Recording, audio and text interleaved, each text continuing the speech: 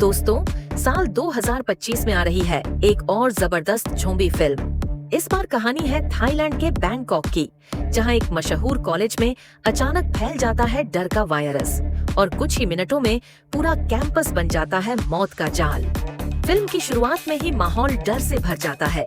छात्र इधर उधर भाग रहे हैं, कोई बचने की कोशिश में है तो कोई अपने दोस्तों को पीछे छोड़कर भाग रहा है। इसी अफरा तफरी के बीच है हमारी मुख्य किरदार आनिंग। उसकी माँ कई महीनों से कोमा में है और अब जब वायरस फैल चुका है, वह कॉलेज छोड़कर भी नहीं जा सकती। वह अपने प्रोफेसर को फोन करती है, रोते हुए कहती है, सर कृपया मेरी माँ का ख्याल रखिए। पर तभी बाहर से दरवाजों पर जोर जोर से ठक ठक की आवाजें आने लगती हैं। आनिंग जल्दी से फोन काट देती है। टीवी पर खबर आती है, बैंकॉक में इमरजेंसी घोषित। उधर प्रोफेसर का चेहरा बदल जाता है। वह कमरे में जाता है, एक लोहे का डिब्बा खोलता है जिसमें कुछ रहस्यमय दवाइयाँ रखी हैं और आनिंग की माँ की ओर देखता है। इसी बीच दूसरी क्लास में कुछ और छात्र भी बचे हैं। वे दरवाजे बंद करने की कोशिश कर रहे हैं, पर सब जानते हैं कि देर सबेर ज़ॉम्बी अंदर आ ही जाएंगे। एक लड़की कहती है, यहाँ रहना बेकार है, हमें बाहर निकलना होगा। सभी डर के बावजूद बालकनी की ओर बढ़ते हैं। नीचे मैदान में चीखें गूंज रही हैं, हर कोई कांप रहा है। तभी एक लड़का दूर दूसरी इमारत की बालकनी की ओर देखता है। वहाँ भी कुछ लोग हैं और उनमें से एक है आनिंग का भाई आनोंग। दोनों भाई बहन फोन पर बात करते हैं। उन्हें यकीन हो जाता है कि अभी उम्मीद बाकी है। वे तय करते हैं कि उन्हें लाइब्रेरी की ओर जाना चाहिए, जहां मरम्मत चल रही है और लोग बहुत कम हैं, मतलब ज़ॉम्बी भी कम होंगे। लेकिन रास्ता आसान नहीं है। रात का अंधेरा, चारों ओर खतरा। और तभी पोनीटेल वाली लड़की का पैर मुड़ जाता है। उसकी चीख से पास के ज़ॉम्बी सतर्क हो जाते हैं। सभी तुरंत रुक जाते हैं, सांस तक नहीं लेते। उधर दूसरी टीम में है टोपी वाली बहादुर लड़की। वह अपने बैग से ब्लूटूथ स्पीकर निकालती है और कहती है, अगर हम आवाज दूसरी इमारत से चलाए तो ज़ॉम्बी इधर से हट जाएंगे। योजना सबको पसंद आती है, पर जब पूछा जाता है कौन जाएगा तो सब चुप हो जाते हैं। लड़की कहती है, ठीक है, अगर कोई नहीं जाएगा तो मैं जाती हूँ। वह धीरे धीरे स्पीकर लेकर आगे बढ़ती है। सन्नाटा, बस उसकी सांसों की आवाज। वह हॉल के बीच पहुँचती है, स्पीकर रखती है और जैसे ही बटन दबाती है, ब्लूटूथ मोड ऑन, तेज आवाज। वह डर के मारे गिर जाती है। चारों ओर शांति। फिर ऊपर की बालकनी में एक ज़ॉम्बी का साया दिखाई देता है। उधर आनिंग और उसके दोस्त धीरे धीरे अंधेरे में बढ़ रहे हैं। वे जानते हैं ज़ॉम्बी आवाज और रोशनी की ओर खींचते हैं, इसलिए वे बिना कुछ बोले अंधेरे में रेंगते हैं। लेकिन घायल लड़की की धीमी चाल फिर से आवाज पैदा करती है। ज़ॉम्बी उनकी ओर मुड़ जाते हैं। सभी जम जाते हैं, सांस तक नहीं लेते। उधर टोपी वाली लड़की देखती है कि ऊपर वाला ज़ॉम्बी उसे नहीं देख पाया। वह जल्दी से वापस लौट जाती है। घुंघराले बालों वाली लड़की पहले से तैयार थी। उसने तुरंत मोबाइल में म्यूजिक प्लेयर चालू किया।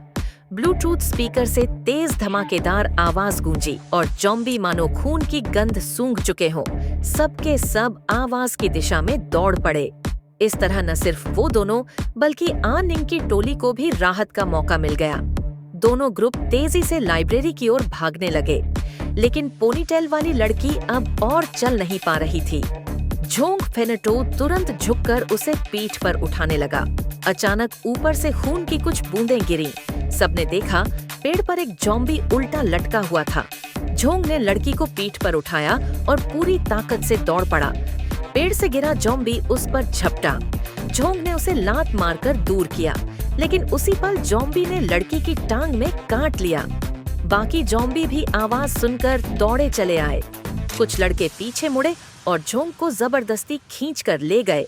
बेचारी पोनीटेल लड़की को अकेले ज़ॉम्बियों का सामना करने के लिए छोड़ दिया गया। हाँ, उनकी मुलाकात कैप वाली लड़की और उसके साथियों से हुई।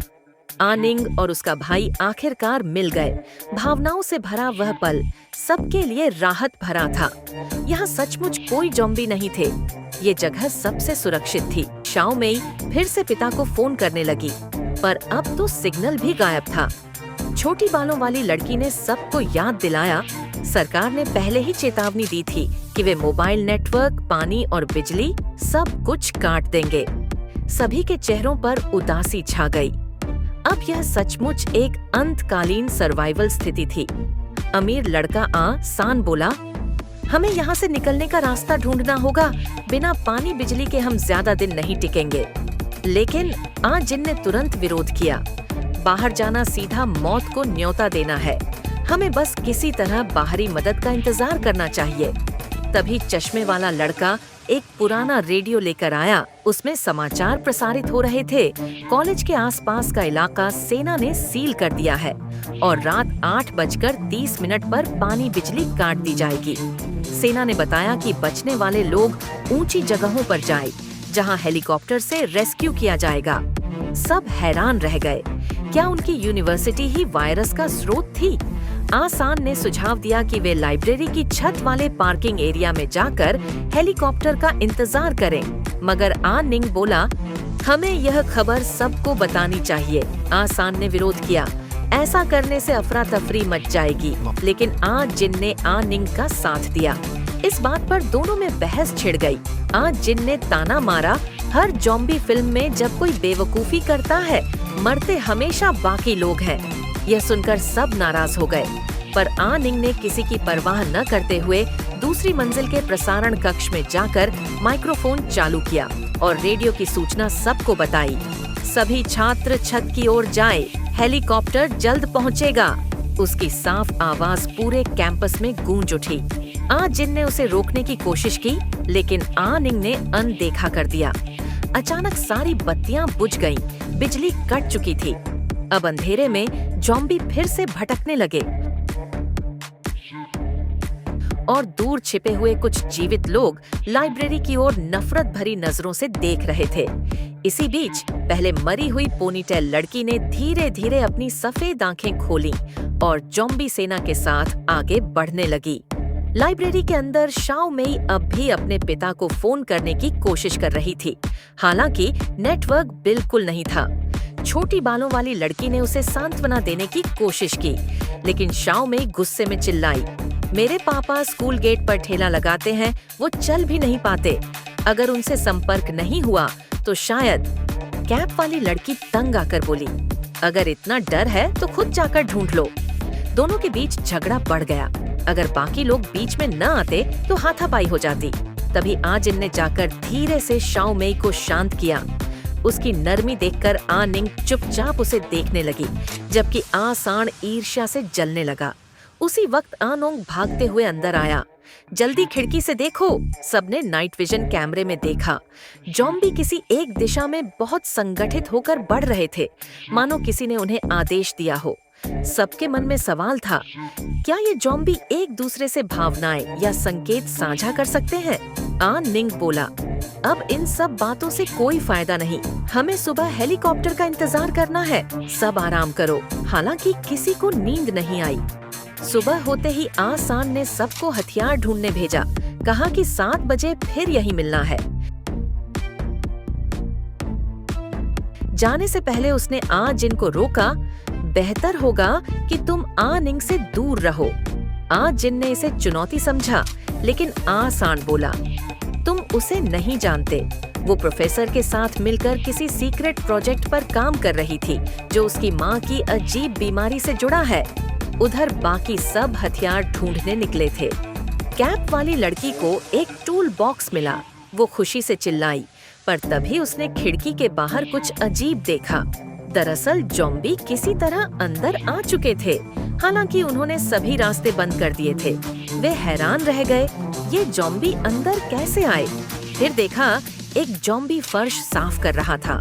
सबको समझ आया, ये ज़ॉम्बी दरअसल स्कूल के कर्मचारी थे, जो अपने पास की कार्ड से एम्प्लॉय गेट से अंदर आ गए थे। अब उनका रास्ता पूरी तरह बंद था।